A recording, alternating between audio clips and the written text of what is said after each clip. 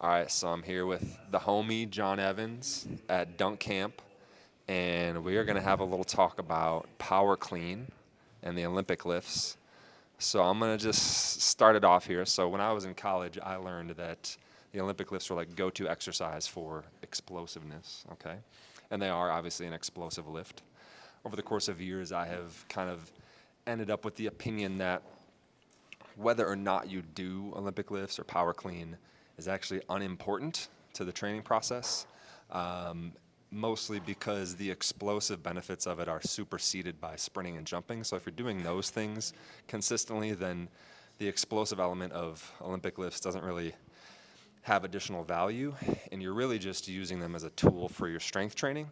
And obviously there's a lot of tools for strength training, so then I tend to lean towards Olympic lifts are not important, and you can use them or you can not use them, doesn't really matter. John, do you have disagreement with that, and why? I don't think disagreement. I would say I don't dichotomize it as much into saying explosive activity, non-explosive activity, and saying strength activity or whatever. I view it in terms of tension in the muscle and what the nervous system is doing.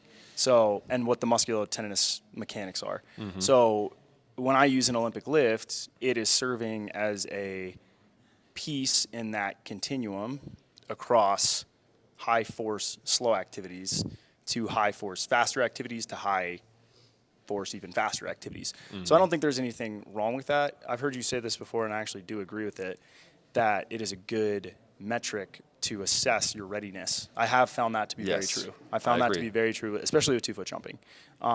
With sprinters, not as much. I have not seen that to be the case with sprinters as much because you're getting further away from specificity, right? Yeah. Like jumping, specifically if you're looking at the double knee bend in a power clean, I mean, that time to peak velocities, if you're fast at like 50% loads, I've seen time to peak velocities of roughly 180 to 250 milliseconds. So that's from the time you amortize to extension, just the concentric phase. Mm-hmm. That's still really slow compared to sprinting. Sprinting, you have a whole stretch shortening cycle happening.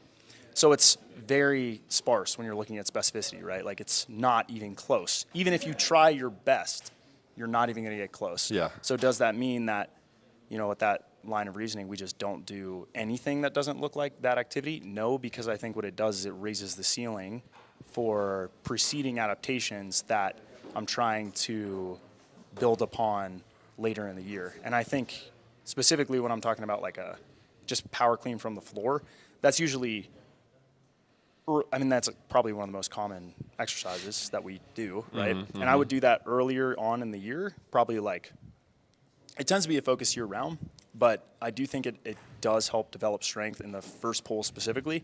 If you're doing mostly the second pull, I've not seen as much of a strength adaptation at all. Like I don't get much of a strength adaptation from that. That makes sense because you're not in a weak position. You don't have any flexion. You're staying in a strong position, so your muscle tension is not going to be as high. Yeah, but I do think it does have as we saw, a plyometric-like activity because I do think there is a stress shortening cycle that happens with guys that have correct Olympic lifting technique. Yes. Guys that do not have that happen. Yeah, like, and that's the deadlift jump.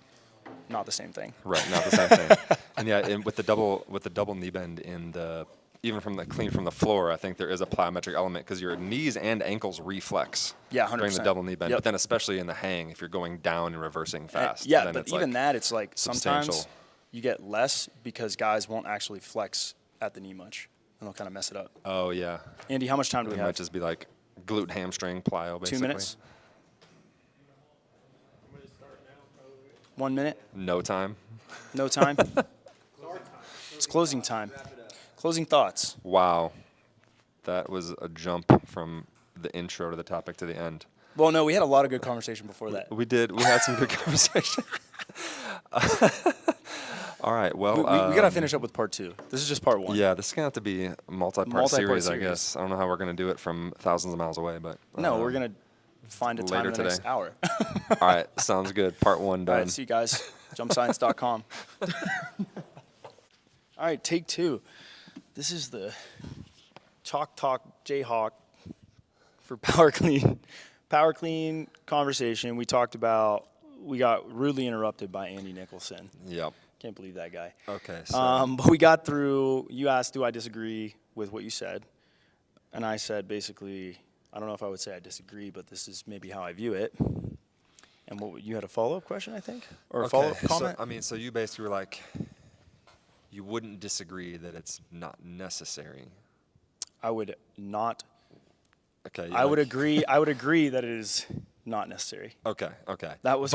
But basically, you like it. I like them. But they're not for- necessary. But I like for them. some reasons. Yes, I like them Okay. for some reasons, for sure. And the reason being, it's sort of that in-between stimulus you're trying to get on the. The big part is it adds volume. I think it adds volume, and it helps you maintain a long conjugate sequence system. So those are the two biggest reasons why, right? So if you are doing that periodization model, or you're under that line of reasoning, you want to train the entire force velocity curve, or as much as you can throughout the year, but you have different emphasis. So it is just another tool that allows me to address certain parts of that emphasis across the year. So it's not that, if you told me you don't have them, I would be fine. I'd probably find another power exercise in place of it, because I want to address or check that box. I don't want to leave any stones unturned. Maybe that's what I would say. Okay. Okay. Do you agree or disagree with that? I mean, I'm definitely skeptical on like training the whole curve thing. And why?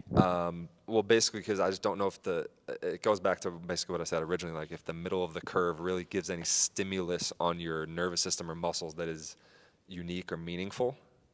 But that being said, definitely, to get stronger in general, and especially for athletes getting stronger, like they're not going to just jump to 80% plus squats right away, right? They're going to do some lighter lifting. They should at least. And so, power clean and Olympic lifts fit into that well. And I do like to use it as part of the strength training volume. Do you view it, when you say increasing volume, do you view it as strength volume or just overall training volume? Yeah, I don't Okay. necessarily go like, I always say like these are my thresholds for each of these things, but I kind of have a general idea of what an athlete can handle in terms of volume, right? So I know that my athletes can't handle more than like 24 reps, where half of those are at max, like assuming half of those are warm-up reps, right? Like the first 4 or 5 sets are building up. I think that, the last half of that is not necessarily, the last half of that is like working volume. So an athlete can't handle that more than, if you do it twice a week, you're really starting to bury yourself, at that point, if you're at like 80% plus. Like any Olympic lift, you're saying. If Snatch, you're power like snatch. building it up twice per week. I don't usually do full lifts. Like I don't do a lot of full clean or full snatch, because I'm not trying to all get high catches. Yeah, I'm not trying to get the emphasis of the catch on it. I want to at least be above parallel, bare minimum. So if we're just talking power snatch, power clean, clean pull, or snatch pull, maybe I throw panda pull in there, and then the hang variants. I would have one day usually is heavier year round. So that's usually like more focused on strength, like pulling from the floor. It's more of a strength stimulus. And then when I start to shift towards like that low end power, it is more almost a strength stimulus as you get to those really high percentages for power clean. When you're in that in between of like, and I've kind of stopped doing this. I will still do it sometimes, and I've played around with it. Because like a lot of people will use velocity-based training and say, well, my velocity at this load is giving me this peak wattage, right? And it's this hang power snatch. So on force plates, Thomas Kortenbeck has looked at some of the peak forces that you'll get, say in a hang power snatch or hang power clean. You don't have the same time that you're generating force during that strength stimulus. So maybe, that's like a check or a point against it. But he is seeing very, very high ground reaction forces, very, very high, almost higher than, I don't know if it's as high as a plyo, but it's really, really steep changes. So yeah, in terms of like the volume as a whole, I would say I section off knowing that, let's say it's 50 to 75 reps a week, tops, like 75 reps is on the upper end. That would be that volume. But I know if I'm going to crush someone in that, I can't, specifically axial loading, I'm not going to be able to axially load them, meaning like the bars on their shoulders, Yeah. in triple extension. Maybe you could get away with lunges or leg press or something else that's significant. But I'm not going to be able to like double down on that because they're going to get hurt. There's no way that, you can try it. Maybe you do it one day, but you can't do it 3 days a week. Right. Chronically. Yeah. You're going to run, unless they're healthy. If they're healthy, like very healthy and not like rudimentary, but you're a high school 16, 17-year-old who's proficient in the lifts and you're not cleaning over 200, Yeah. And you could probably do that. And you're just really durable anyway because you're a teenager. Exactly. You're Yeah. probably going to be all right. So Okay. So what's your follow-up counterpoint? I'm picking up what you're putting down. He's picking up what I'm putting down. He's So- catching what I'm dropping. It sounds like you have like a role that you would like it to play in the strength training. Right. And I would agree. I do that in my own training. Like I have a role that I like it to play.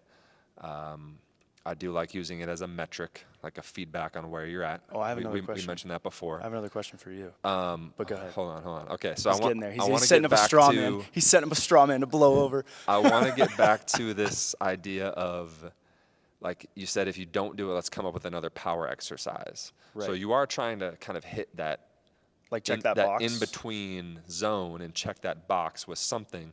And so Yeah, there's but it's a big, wide zone. right. But so there's a lot of discussion around this topic about Like, does it? can other exercises replace this, and are those exercises easier to teach, simpler? Do they actually have some better outputs?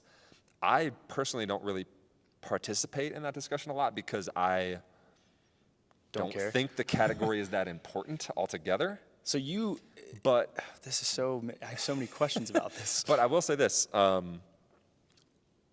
I do, I say this in context when I say, like, doesn't matter if you do Olympic lifts. I say it in the context of you are jumping and sprinting and plyoing, Yep. right? Some form of those things consistently, and you are strength training. Now, there are periods where maybe I'm not strength training very much, and then I like to use Olympic lifts as like a strength maintenance and also a feedback mechanism. And so in that sense, I'm kind of in line with you where it's like playing a role in that big picture look, and it meets that need. But there's probably other things that meet that need. And so what do you think about that? Like, okay, we'll just replace this with loaded jumps or replace this with med ball throws or, whatever. I mean, technically, that's what you're doing by saying plyos and sprints check that box, right? You're just replacing that. Well, I'm not replacing it. Not I'm doing replacing something it. better. Exactly. For explosiveness. Yeah, exactly. But I'm you're doing something better. You're saying I don't need to do this because I've already checked that box by doing my jumps and sprints. Yes. And it's a better stimulus. Yes. So then I have multiple questions. One, what do you define as a strength stimulus? What is considered a strength stimulus? Is it rate coding? Is it motor recruitment? Does the rate of force development matter to you? How do I define a strength Like stimulus? a good strength stimulus? Because you're like, oh, it's a strength stimulus. It's not. But I just view it as, I would say it's almost like resistance training, just the rate at which you're generating force in resistance training. So I would say it's, in terms of a strong strength stimulus, you're looking at either sustained high neural drive. Okay, so sustained How high are you effort measuring that? With versus, like EMG or like your central nervous system? Or Well, how it would would you so do it would just be intent. Okay, intent. And then it's like just talking about like a time frame. Like say a 70% deadlift takes 2 seconds of maximum effort or whatever it is. Okay. And that's a longer sustained period of nervous system drive than like a ground contact in a sprint or a plyo. Okay, so it's the neural drive sustained, but then also higher muscle tension, and I'd have to say higher average muscle tension, like sustained muscle tension, because we do know that like peak tension can be very high within plyos and sprints and jumps. But in terms of like the average tension over the course of a few seconds, that being higher, and generally that's going to be higher because you are in a more flexed, more muscle lengthened position than those athletic movements. So those are the kind of things I'm looking at, is like the position you're in and the muscle length You're you're like at. in a poorly leveraged position where you have to generate a Right. lot of force and with against a lot of effort. maybe against your body's like in a poor leveraged position, and maybe in a length tension relationship that's non-favorable, and you're still asking the body to lift against that load, right? Right. And I'm saying you need like one of those elements, either the neural drive or the muscle tension. So you could be in a quarter squat driving for 30 seconds. Yeah, well, I'm not let's a big say quarter 10 squat seconds. fan, but yeah. But that would technically check your box, wouldn't it? Well, yeah. This is the whole discussion.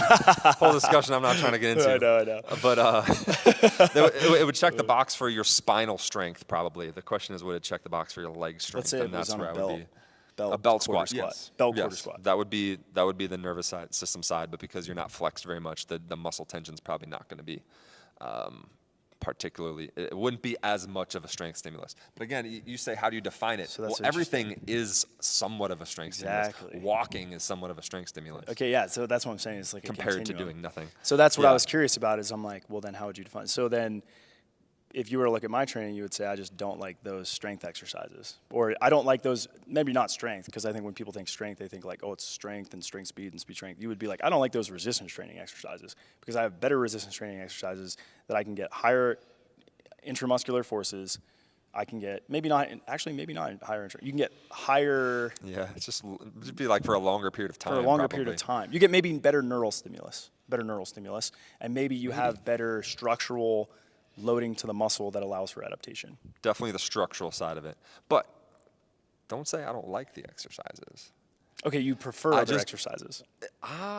It's just I don't think you need to use those ones. You can use lots of different. Oh, yeah. Yeah, Yeah, I it's as agree with simple that, as 100%. But I do like them. You like the ollies? I like doing them myself. Do you like if I have an your athlete athletes doing them? I don't teach them to people really. Really? If people Interesting. already do them elsewhere, then I'll maybe play with them because Okay. they already have experience with it, and it's like, it's already at a place where it's done well enough to be useful. Right. Then I'll use it. But if someone, has no experience, I don't take the time to teach them unless Okay. they're like, oh, hey, I want to do this. If it's like a volleyball player going off to college, and I'm like, oh, they're gonna have You're you hang definitely clean. gonna hang clean. Let's teach you a little hang clean before you That's leave. hilarious. Something like that. Okay, that's a fair. But yeah, don't misrepresent my position. I'm trying to put words in your mouth. Somebody said I'm something trying about a to- straw man earlier. I don't. I'm trying to set up a straw man to blow over. That's what I'm trying to do. This is a red herring. Yeah. Anyways, so I think that we don't differ. We're not too dissimilar. I'm trying to figure out where we do maybe see things slightly differently. I don't think it's that much. If anything, it's like a degree of difference, and it's in the gray area. But I'm trying to Yeah. figure out where that is. I feel like it's okay. You have 10 dunkers on your roster, right? Right. Or, I mean, you have more than that, but let's just say you have 10 dunkers on your roster, and you coach them remotely. Yeah. And you're thinking, I want them all to power clean. I would like them to power clean. Yeah. And I'm thinking, I don't care if they power clean. That's interesting. If they already do it and they like it and they have the equipment for it and all that, then it's like, okay, we can use this in your training, but otherwise, I'm like, I'm not going to program that. Like, So I'm not going to what's- force that on. And I don't want Right. to describe it negatively, but I'm not going to You're not gonna make force that. it on I'm not going to them. make that a new thing for them because You don't think you need it? I don't think it's important. See, what's interesting, and this is maybe a different lens, is consistently, the reason I do that is because I have seen when those metrics go up, my guys get better. And maybe it is that it is just a metric, right? Maybe that's the question, right? Is it just a metric? But I know that what I don't see is guys who get really strong and suck at the Olympic lifts, and even though they're getting stronger and they still suck at the Olympic lifts, they're not jumping higher. I do see that very often. And so, but when I do see my guys get better, their technique, their outputs in those lifts, and, assuming they are jumping and sprinting, right? And maybe it's like, it is a question of, is it the chicken or the egg? Is it that is it that the exercise is making them more powerful, or is it that they're getting stronger and therefore their power clean is getting better and they're jumping higher because their power clean is better? But then it's the question of, is jumping power clean? Because if they're jumping higher and their power clean is going up, is jumping power the same as power clean? And if it is, then it has high specificity, Is and it then the it's same probably. as power clean? But I mean, it's not the same. But I'm saying it's. You There's see a what I'm connection saying? Like, between yeah, those two yeah, things. yeah. Yeah, Like yeah. obviously, if we know that specificity plays a role, and we're seeing that their power clean is going up, their vertical is going up, they're squatting. I'm consistently seeing when my guys power clean more. It's not, and maybe you would need two groups to see this, right? It's like there's the power clean squat group, and there's the squat only jump group, right? And then you say, or dumbbell jump squat, right?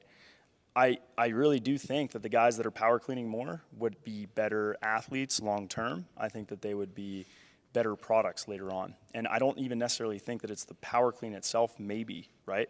Maybe it's that the athlete is dialed in and actually gives a shit enough to learn a hard, difficult thing and is coordinated enough to learn something difficult. So when I'm having a guy learn a complex movement like that, like to me, and I've said this before, I'm like, well, do you just not want to learn? Do you just not care enough to like learn a skill that maybe it's valuable to you? Maybe there's an argument that it's not, but consistently I've seen that it seems to have credence in research that it helps vertical jump. It seems to be that Olympic weightlifters are better than power lifters at jumping, right? So Yeah, I mean, yeah, but I mean, explosive training versus yeah, not. exactly, I mean, right. So it's like, so there seems to be at least there's some line of reasoning for it. It's not like it's like, oh, this is just, I drank bleach and you drank bleach Dogma. and we It's both dogma. Yeah, no, but it's not like You it's like learned this we from- squatted, I squatted, and we both drank bleach, or I drank bleach and you didn't drink bleach, and I jumped higher, so it must be the bleach. like you could go that route. You could be like, oh, well, it doesn't really do anything. But it was really the squatting that was the driver, or the jumping that was the driver, and maybe I have better genetics, and that was actually the driver. We didn't measure that. But it's like that's kind of the argument. And I think the only way you'd really know is, do you have, and how would you control for this? I have no idea. Do you have two groups of dunkers? You have 10 dunkers over here, 10 dunkers over here, or 10 jumpers, and this group says we're going to do ollies, and this group says we're going to do dumbbell jumps, and you try to get them to do those dumbbell jumps to the best of their ability or whatever else. Like, even in that scenario, I really do believe that this group long-term has better long-term adaptation, and that's purely because it gives me more ability to dial in and control variables, right? Like, what I like about the Olympic lifts is that there's 3 iterations of them, right? There's 3 main lifts, and then the iterations off of those, derivatives off of those is like endless. Yeah, so it's like, is it a strength stimulus? Is it a strength speed stimulus? Is it a speed strength stimulus? Is it a speed stimulus? I don't freaking know, but all I know is you can do whatever you want. Yeah. So if you want to do heavy clean pulls, it's moving more towards strength, right? Or if you're doing, and I'm gonna do that because I'd rather do a heavy clean pull than a deadlift, honestly. Like deadlifts for my guys, both those groups, and I know you're a big proponent of deadlift, their backs just get wrecked every single time, regardless of bracing, regardless of the buildup. I mean, we've had guys get their deadlift up and maintain it, but like Isaiah will PR his deadlift without deadlifting, just from squatting and cleans, right? So it's like you can kind of go that route too, right? Do I not need to deadlift anymore because I mean, whatever? I don't know. deadlift plays a small role for me, honestly. Really? I Yeah. thought you used to be did you used to be a big proponent of deadlift 10 years ago? 8 It was years ago? pretty early on, like before, Let's say 2012. before I left La Crosse, Wisconsin. Shout out UW La Crosse. Before I left Shout out there, UW I was already saying squatting makes my deadlift better more than deadlift makes my deadlift better. Interesting. So So what about these powerlifters? What would you tell them? About what?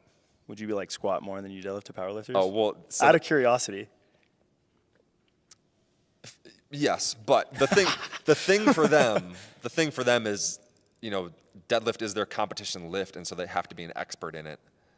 And they take deadlift to a place where their technique allows them to lift a lot more weight, and so they have to train that. So you think they're training the technique more than the actual muscular strength?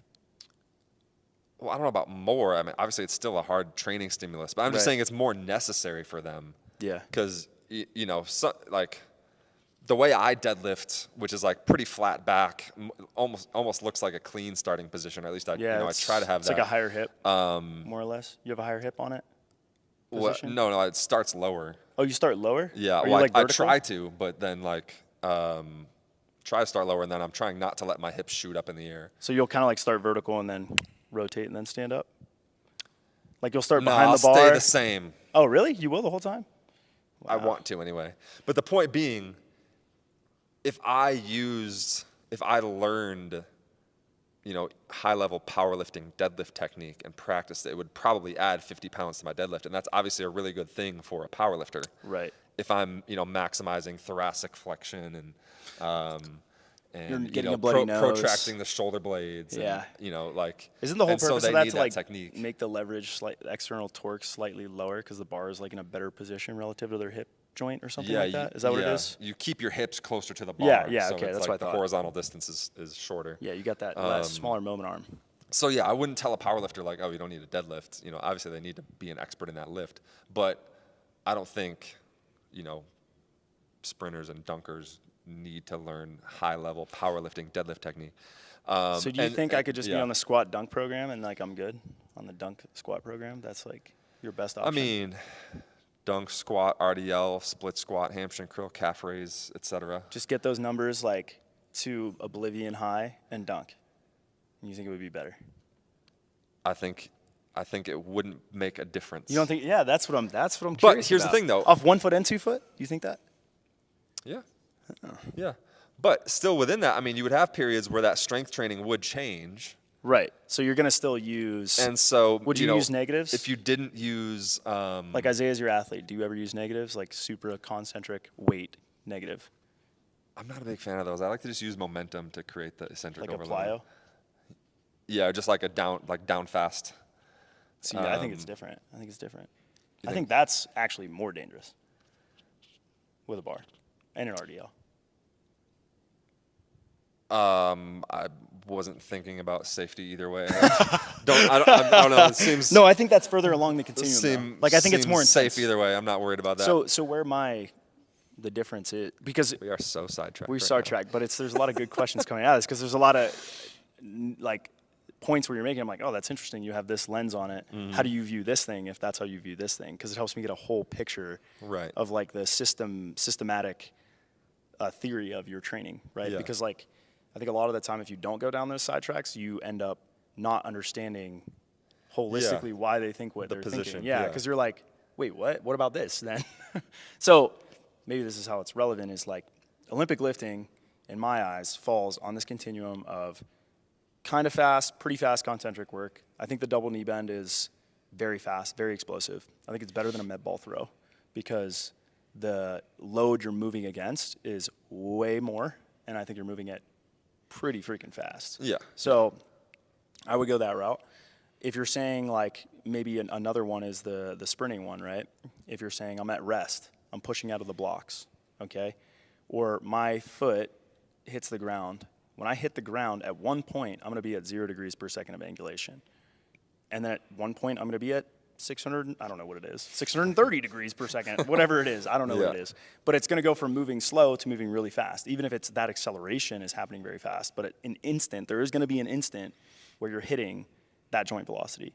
And so what I try to do in the clean is even if you're not necessarily hitting those peak velocities that you're gonna get in sprinting or jumping, maybe those are actually hitting those velocities. Obviously, there's higher specificity in those activities. One, I'm still gonna at some point be moving somewhat slow, right? That's one reason why. The second reason why that I like them is it adds a lot of variety and variables that I can adjust for those strength, call it power, whatever exercises. Third reason why I like the catch. I think the catch in a clean, you get more shock loading than sometimes a jump. I have tweaked my quad on a power clean catch. Now you're just soft. I have, but I don't deep squat. Maybe that's why. But I have like my lateral quad. Even before I came, I power cleaned 245, and I was like, oh, I got to be careful. Like I'm feeling my vastus lateralis getting to a point where it's pushing the force on that, and then maybe to that point, if we think that tendons function in this unique way where the muscle tendinous unit is lengthening, but the musculofascicle is shortening, therefore the tendon's lengthening more. That is a good way to get that mechanism to happen, right? You're in an isometric condition, your musculotendinous unit is lengthening. If your muscle can maintain that isometric condition, you're gonna get a stretch in the tendon, right? And so I think that potentially that's a way that we can stress the tendon. Maybe the chondrocytes or tenocytes get loaded enough and they get some specific adaptation. I'm sure Keith Barr would be like, no, it's only the first 10 minutes. But I mean, I think that maybe there's some other benefits there as well. Right. Okay. So you got sort of these like elements of specificity that you think show up in there. I do, yeah. And I think neurologically, I do think that it is a good stimulus. I think like if you had, it's hard to measure central nervous system stress, right? Like how do you even measure that? And is there research that demonstrates that? I don't know. But I do think if I had EMG on my quad, which is not good, let's say I stuck that EMG probe, not just surface, but I stabbed that SOB all the way in my vastus lateralis and I caught that power clean, I think you'd see some really, really fast, high recruitment in that area, in that local area. So I think that that's a big benefit. And I can't have my athletes jump to the volume that I can add volume in power cleans. So like, what am I going to do? Go out and have my athlete jump 30 times instead of that? That is not realistic. They will not be able to sustain that. So it's a degree of separation away from that, because if I try to have them go do that more specific activity, they will get hurt. Even if it is a basic fundamental plyo. Like Isaiah will not be able to sustain that, not for very long. So it serves a lot of different purposes. I know Dan Paff will say that about block starts. He's like, what, I'm going to do 25, what do you want me to do? 36 block starts a day? Like, what do you want me to do about that? And then go squat? Like, that's not going to happen. But I can do 10 block starts, and I can do 5x3 clean, and I get more of a stimulus from doing that. So now it's that was his argument as well. Now it's strength volume and explosive volume. I think it's like using it both ways. Yeah, I don't even know if I would. Because I don't know if I would dichotomize it. Well, because that. earlier you said I like that it increases volume, and I said, does you mean that as strength volume? And then you said yes. Resistance. I think I said resistance training volume. It's I don't like weight room volume. I would say it's whole.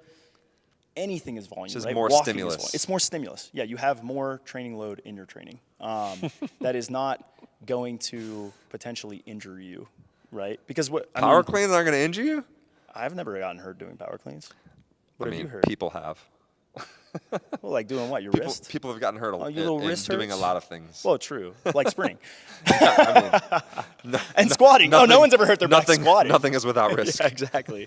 But I think it's a better cost benefit analysis in favor of benefit for my guys doing Olis after doing dynamic work. Or they warm up and they get into the Olis and they don't have to do the dynamic work. And I've seen that work really well too. Like sprinting for Isaiah was not a better stimulus for him. It did not help. Right. Just fatigue, or I think made him not feel good, or what? I mean, it was a lot of things. Like I had Isaiah sprint 3 times a week for probably 3 years, 2 years, and then eventually he was like, I don't want to do this, dude. I want to power clean. I want to clean pull. It helps me more. When my power clean feels weak, I jump low. Like he says that all the time. And even if his squat's high, he might still not power clean well. And he might jump well. Oh, yeah. Yeah, like it's weird. It's not necessarily this perfect thing. And that's maybe where sometimes I'm like, this seems to really be it is a very strong correlator of him jumping high. Now, is it like, does it make a significant difference whether we have that in or is it out? Maybe that's really the question we're trying to ask and answer. I think if he didn't do cleans, yeah, he would jump lower. I really do. I think if I did other lifts and got his squat up and he didn't do cleans, he would not jump as high. Experientially coaching him, I've seen that. If we move away from heavy power cleans, he does not jump high. I think that part of it is the mechanism I talked about with the MTU, and I think that happens in the quad when you do power cleans a lot. I really do. And we've done elastic cycles and things like that where we'll try to surf the force velocity curve with the faster eccentric loading and try to get faster concentric loading or hang counter movement power snatch or whatever, and it just does nothing for him. Like, he definitely does need very high motor recruitment over long periods of time to keep his nervous system feeling very, very forceful. But he still needs to be able to recruit that force fast. So the mechanism I was talking about with the tendon, I think that the power cleans help facilitate that at the knee. I really do. In the second pull, I've seen it appears to be that way.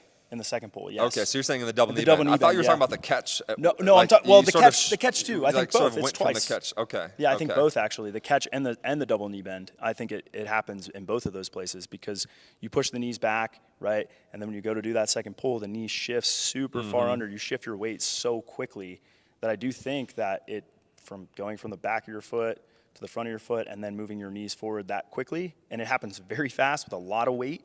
Right, you get that mechanism where the MTU is lengthening, and I think the tendon is doing a lot of stretching, and the muscle still has to generate force. I would question that on a clean from the floor. You think you really? Yeah, because the bar. If you have good technique, the bar actually decelerates during the double knee bend. I could believe that. So the force you're applying in that moment is not super high. It's after that as but you I don't get to think the it's power the position. Force on the floor. I think it's where the tension is in your body. Right, but if the bar is decelerating, it's called the unloading period. The bar is decelerating because you're actually applying less force to the bar than it weighs. You're saying as Okay? you go from the And end so, of the first pull and so in into the that double knee moment, bend. I don't think things are forceful enough to be stretching the tendon. I think I'm trying to think It's- of what but, what specific immediately point. after that, when you okay, get the, immediately after when you that, get yes, the spike in RFD, yes, yes, that's what I'm talking about. but there's not like the forceful lengthening stimulus in that moment. You know what I'm saying? I think what's happening is, I think that I mean, obviously you're going to get to a point after the double knee bend where there's that brief isometric period, right? Mm-hmm. And then you're going to start pushing really aggressively. So the weight is now shifted all the way from the back of your foot to basically it's moved from posterior chain to anterior chain, well, your quads, Yeah. right? So when that happens, when that shift happens, when all of that pressure is now shifting to your knee and you're in that second pull, right? And even when you're pushing up, I think that there is some tendon lengthening at that point. I think that the forces are fast enough and high enough, you will get tendon lengthening at that point. And I think that you do get the muscle fascicle will still contract while tugging on that tendon if you're powerful. If you're very, very, very powerful, I think it happens. If you're not powerful enough to meet the threshold for the tendon deforming, maybe, right, or enough to get a significant amount of energy, maybe it's not very significant. But I do think there's something to that with specifically Isaiah. As far as the sprinting thing with it, and I'll let you respond to that because I'm curious to hear your thoughts. But the sprinting thing, it just has never really helped him specifically too much. Austin and I, as 1 foot jumpers, a lot. My 2 foot jumpers, I like them to sprint and I like them to have a big base in it. But then eventually as they get to that 45, 46, 47, it takes away from the stuff that seems to be more important, which is getting your clean up, getting your squat up, getting your RDL up, getting your calf raise up. Like those focuses have to be so strong, specifically like a deep barbell, high bar back squat. It seems to be such an important prerequisite for jumping athletes that want to break to 45, 46, 40, that aren't genetic freaks that can just walk in and do it. You know what I mean? Yeah.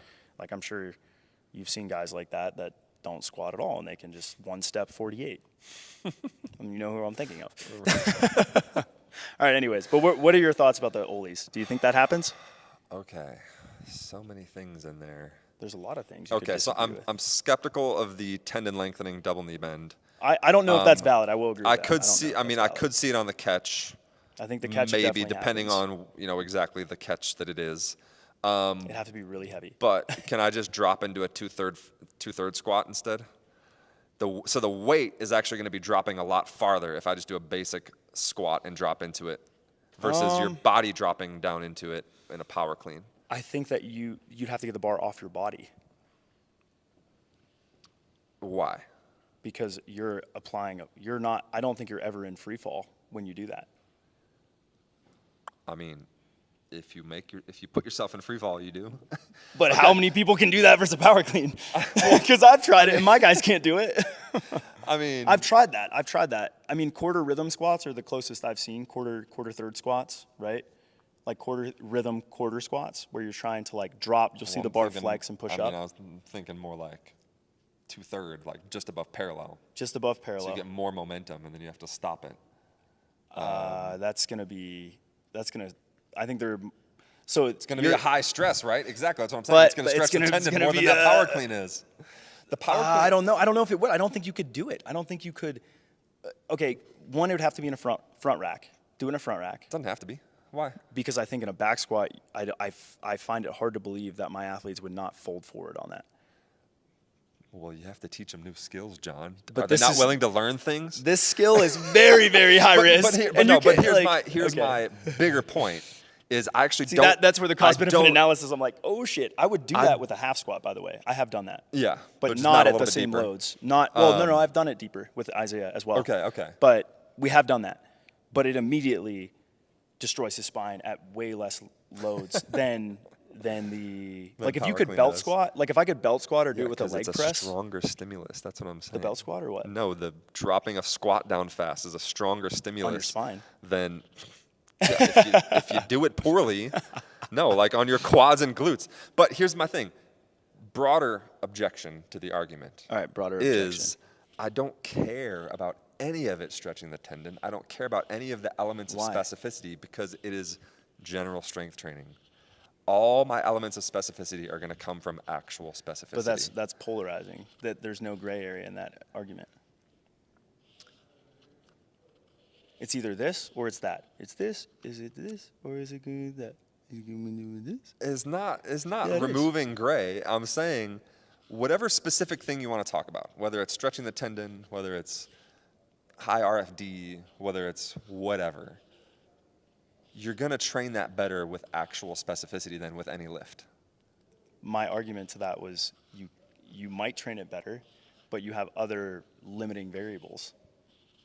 What's your limiting variables? What are your limiting variables if I take out all of my cleans and I decide to do plyos? What is the limitation with that? The limitation? What is my limitation? Why not just I'm not sure what you're asking. Like what? Isaiah, it's me and Isaiah and CJ, and I say, you know what? F power cleans. All we're gonna do is jump instead on those days for Okay. that exercise. What do you think would happen? They would quickly deteriorate and die. They would die. Not if the overall volume of jumping is fine. No, it will. No, it does not matter the volume. The frequency is what they will not be able to. The intensity for them. Oh, well, we didn't even mention frequency. I'm saying the overall volume and frequency can still be just normal, fine. So you're gonna just do jumping 1 day a week. Okay, I'm saying I can do ollies. I can do ollies twice a week and jump. That's 3 days a week. Okay. So I'm saying now take the ollies out, replace it with a jumping. I'm jumping 3 days a week. Dropping volume regardless. Between some type of sprint, plyo, and jump, yeah, you can do that 3 times per week, and it should not be an issue. It should be actually. I think sprinting is Yeah. possible, but a plyo, which plyo are you Depends doing? on the plow. I mean, Okay, you gotta which be plow you smart doing? about it, man. Which plow you doing? You gotta be smart about it. I think that they would not survive. I mean, you could do, so I've done it with Isaiah. We've done like a double dip, right? Like a double dip plyo, you know what I'm talking about? Where you squat down, come up a Sure. little bit, dip down. Sure. That one, you have a high time under tension, you've got very high changes in velocity, and you hit deeper, very deep ranges of motion, right? So you're kind of meeting a lot of the check boxes that you would have for a resistance training exercise.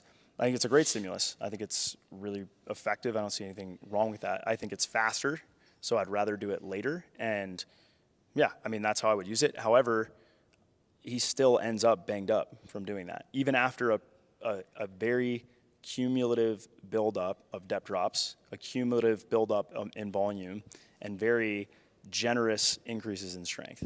He just gets banged up. But if I have him power clean or clean pull, I can do that. And Okay. So you're saying in this context, we have a limited capacity to do jumping and plyos and sprinting. I think with most, like in the example of the 10 pro dunkers you gave me, like Yeah. that's a very common theme. I think Okay. some of the guys could do it. You know what I mean? Some of the guys could do it.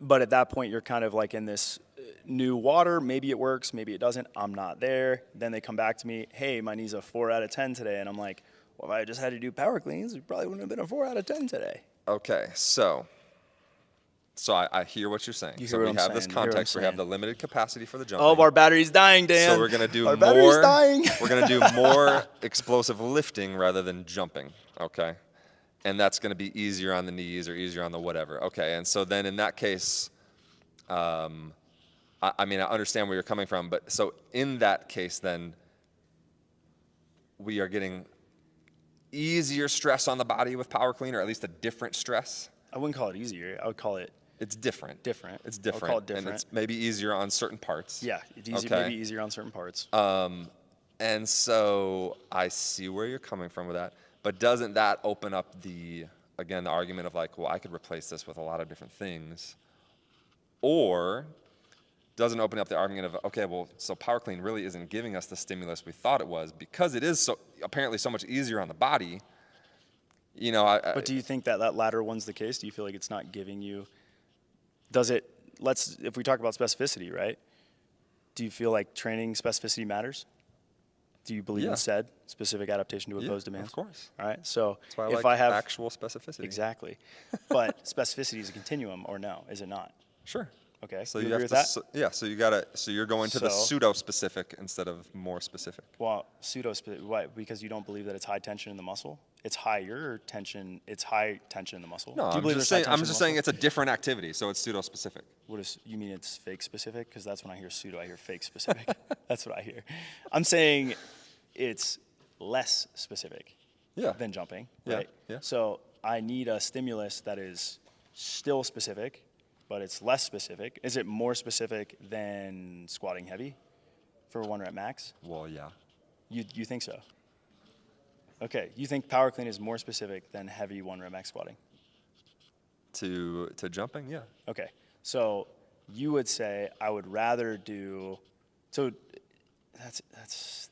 that's so interesting based on what you said earlier. I would not have expected you to say that. So I'm saying it is more specific. I guess what you're running into that's surprising is I don't think it's important that it's more specific. Like, I still view it as a general stimulus because it's not true specificity. And so I guess maybe that's where the disagreement's coming, or why you're surprised that I'm saying that. Maybe No, but I understand. Our battery's gonna die. It's that. Oh, it might have died. Oh. Nope. We're still alive. All right. You can see the screen. Is this gonna be like an hour at this point? Yeah, but it's gonna be the most valuable content the internet's ever. People are gonna love. We should sell this for $200. Probably more than that. We should ask. I'm trying to think of someone that coaches that sells ridiculous courses. Mike Boyle. We should ask Mike Boyle how much we should sell. We're gonna ask Joel Seaman.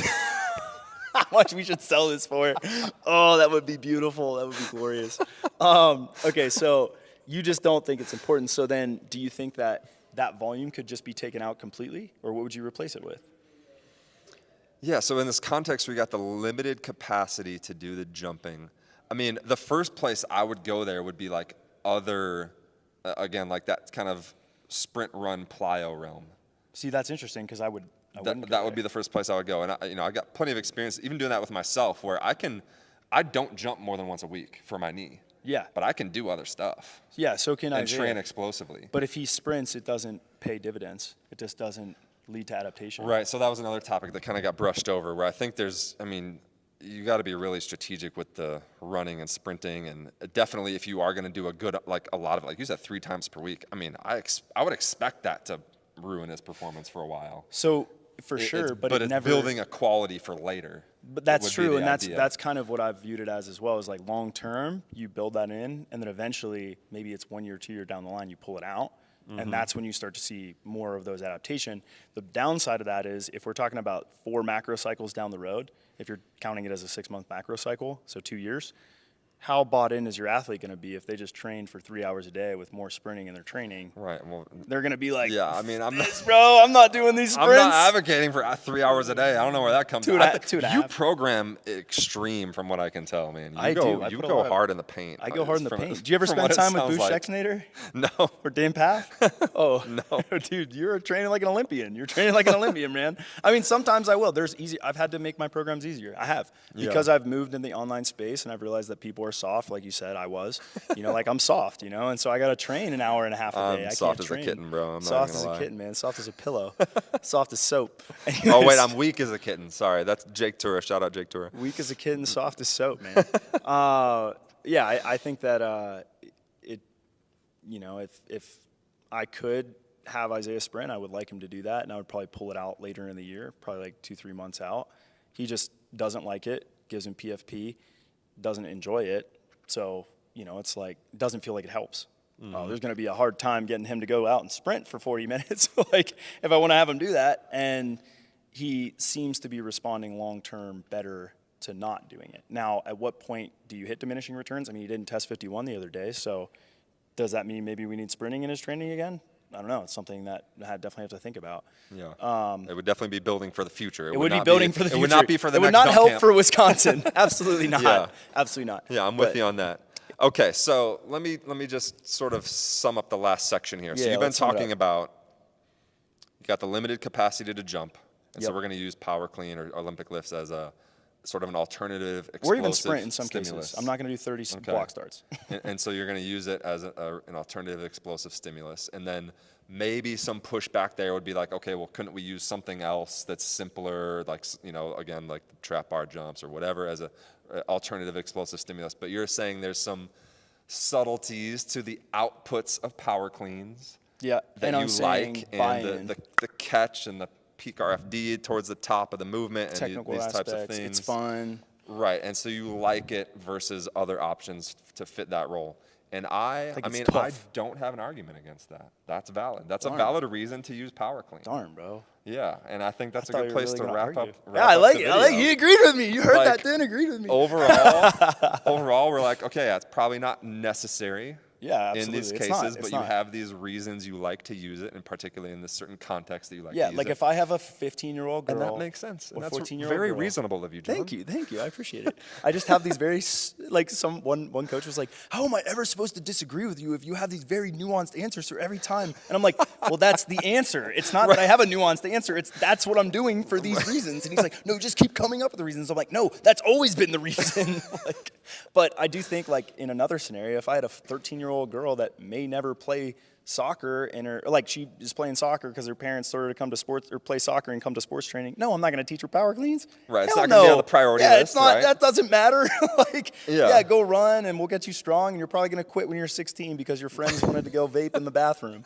Like, I don't care. Like, that's not important. Or you're going to quit because you played soccer year-round for 5 years straight, and now There's you hate also the that. sport. Yeah, exactly. Or like a volleyball player. Youth that's just like, sports system. that's Gotta something love it. entirely different. I don't have Whole to deal with different it as much anymore because Yeah. I've aged up. I coach old guys now. I'm dealing with it and dying a slow death. That's He's what I'm dying a slow death. Dan's dying a slow death. On that point, go to jump.science, go to thpstrength.com, pick your poison. They're both good. We're both smart. We'll let you guys decide. Anything else you'd like to add? We should sell After this. all the nuance in this video, I'd just like to point out, if you took any one section of this, like what one of us said, and you just put it out there, there would be probably so much disagreement and like blowback and hate. But that's how nuanced answers are. It's Yeah, I like, yes, agree. this, but also that. And yes, that, but also this. And You think there'd be blowback? that's how actually intelligent. If you took a soundbite. Oh, yeah, like a soundbite? Yeah. It sounds So if you took dogmatic. and so that's why so many social media posts are just like, it's just chaos. Because you I want love to it. just I like, love it. you want to just like make a simple statement, but you just can't. I like It's injecting chaos. I yeah. think it's way more fun. All right, So that's the anyway, video, guys. We're going to peace. sell it $1 million. Thanks, Mike Boyle, for the idea. All right, quick recap of the conversation. I think that my position is pretty concise, pretty simple. I delivered it within the first minute of the video, right? And it's, if we're already strength training, we're already doing sprints, jumps, and plyos, and we have exposure to these sort of extreme stimuli at the ends of the spectrum, and that's going to drive all the adaptation that we're looking for.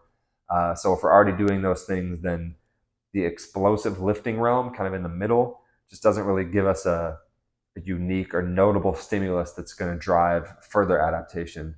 And so it's just not important, right? That's my position. John, on the other hand, had a lot of stuff to say, kind of meandered his way through a lot of different points throughout the conversation. There was times where it was hard to keep track of everything he said so that I could respond to it. But he settled on this context of his dunkers who have to manage their knee pain. And so they have a limited capacity to jump during the week. And so this is a context in which you're really not getting a lot of that sprint, jump, plyo realm. Okay, and so then he uses power clean as sort of an alternative explosive thing that they can do that won't trigger their knee pain. And so that's reasonable. That makes sense. And it actually lines up with my view, because my view is like, if we're already doing sprint, jump, plyo, okay? But if you're limited in that department and you do power clean instead, okay, fine. All right. So there's really not even disagreement on that point.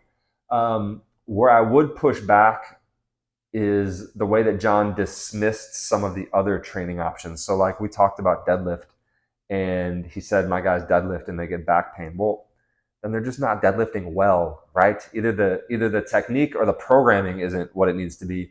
And so that's the issue. It's not a deadlift problem. There's a lot of people who are out here deadlifting successfully. So it's not like it's impossible to do. You just got to do it better. Okay. Same thing with sprinting. He talked about Isaiah not liking sprinting, doesn't help him feel good. Well, he did it 3 times per week for 3 years straight. That's not surprising. Sounds like maybe you're overdoing it, So again, programming issue, not a problem with sprinting. And then the plyos, he talked about, can't sustain dunking and plyos alongside each other. Well, you can't come up with plyos that have lower knee stress? I mean, I think you can. I think you can go even lower knee stress than power clean, matter of fact. So I will dismiss some of John's dismissals. Yeah, I didn't think that those points had validity. But overall, great conversation. I enjoyed it.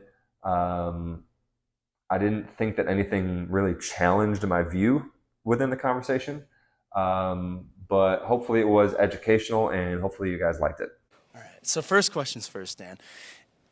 What type of woman do you prefer to hang out with? Like a single? No, I'm kidding. If you had to pick an ethnicity, is that usually what happens to you? I feel like that's your role all the time I talk to you. You're just like, I like Latino women who don't treat me fairly. Person? How many relationships have you been in and out of in the last 6 months? I've been in one the last 6 months. No way. Yeah. Are you married? No. She would like to be. It is a thing that exists. Are you guys, is there a lecture portion right now? What? Really? Are you serious? Who's talking? I don't Am know. I giving a lecture?